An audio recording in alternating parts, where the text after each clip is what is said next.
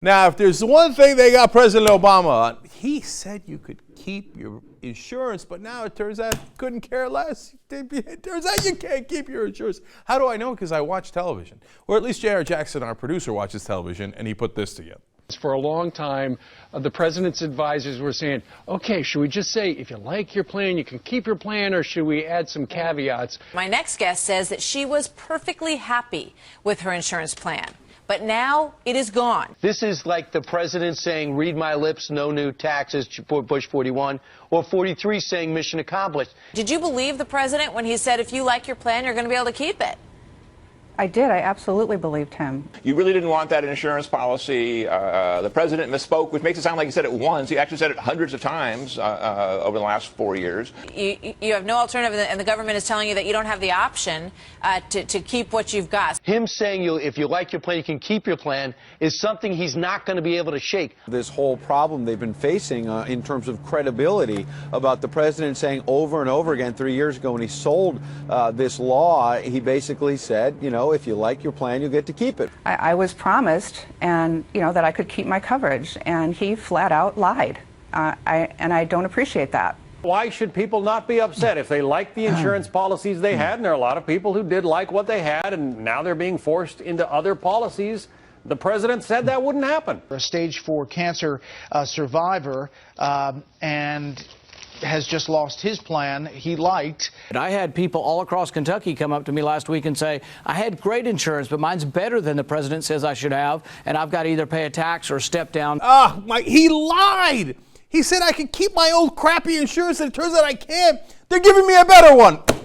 This is like mission accomplished all over again. Remember when Bush lied about Iraq, and then we spent over $1 trillion, and over 100,000 civilians died in Iraq, and over 5,000 of our guys in total, well more than that, wounded and died, okay? All those thousands of guys that had died from our side, let alone 100. Remember all that? It's just as bad, because now I've got goddamn insurance that's better. And remember, I was told I can keep it. And this is for the individual market, by the way. It only applies to the individual market, not if you get it through your employer. And 83% of the people in the individual market get a new plan every year anyway. So now in this case, 75% of them are getting a new plan. Wait, that's less. That's weird.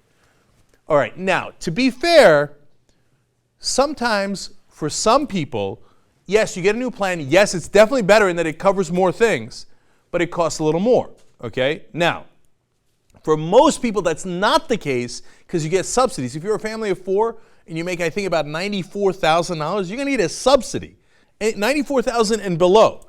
Now, if you make above $94,000, you might not get that subsidy, and you might pay a little more for better coverage, right?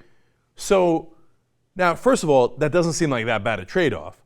But second of all, look, my one complaint about the Affordable Care Act, and it was a very significant one, is the one that's playing out, was that there's no cost control. There was no public option, nothing like that. So then the insurance can come in and say, hey, you know what? I'm going to jack up the prices. Yes, for a lot of middle-class people and for poor Americans, you get a subsidy, et cetera, right?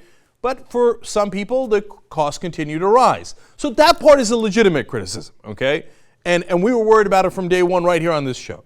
But for a great majority of the people, you normally got a new plan every year anyway. This thing covers more, and for most people, it doesn't cost any more, okay? So be real about it, at least be honest about it. Whereas if you turn on TV, it seems like everybody's hair's on fire. Oh, Mama, Lord, I couldn't keep my plan. My plan used to suck. Now it covers things. Why did he do this to me? So, in fact, is a perfect example of that. Diane Barrett was on CBS this morning, and she was just so upset that her plan was now, gone, and she had to get a new plan. So let's hear from her.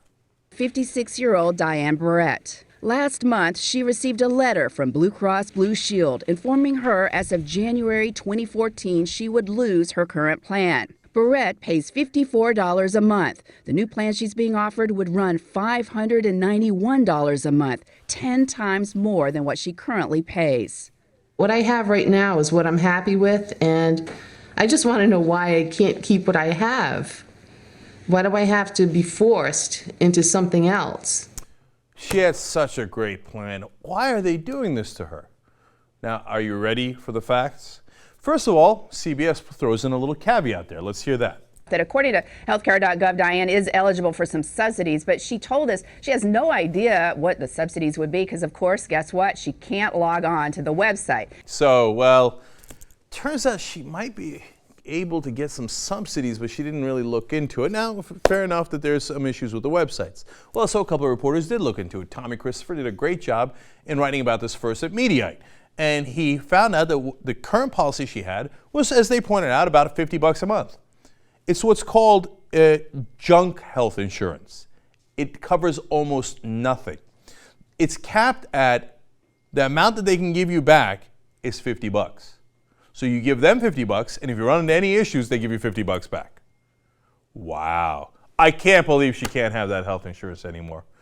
That's basically a fake insurance that they give you to make yourself feel a little better. But if you actually run into issues, you're not covered, okay? So then Jonathan Cohn stepped in. He's a reporter with the New Republic, and he's like, well, let me look into this for her, okay? So he did, and it turns out that when you go in and actually look at the health market exchanges, well, it turns out that she can get one that costs around $100 a month, okay? Well, that's almost twice as much as what she was paying, but you know what? It would protect her from bankruptcy, something her old plan didn't do. If she wants, she can pay $150 a month. Now, again, that's more, okay? Let's be fair about that. And her coverage would be significantly more comprehensive. So now, whether we think that's a good idea or not is not important. What's important is what does Diane Barrett think about that? So, well, Jonathan Cohn called her up and gave her the options and explained, this is what you get for this and this is what you get for that. Now, what do you think? She now says, quote, I would jump at it. With my age, things can happen. I don't want to have bills that could make me bankrupt. I don't want to lose my house. So that big Obamacare victim on CBS, how could they do this to her? Turns out she finds out she had junk insurance, she's going to get real insurance, and she's protected against bankruptcy, and she says she would literally jump at it. One more quote from her. She said, maybe it's a blessing in disguise.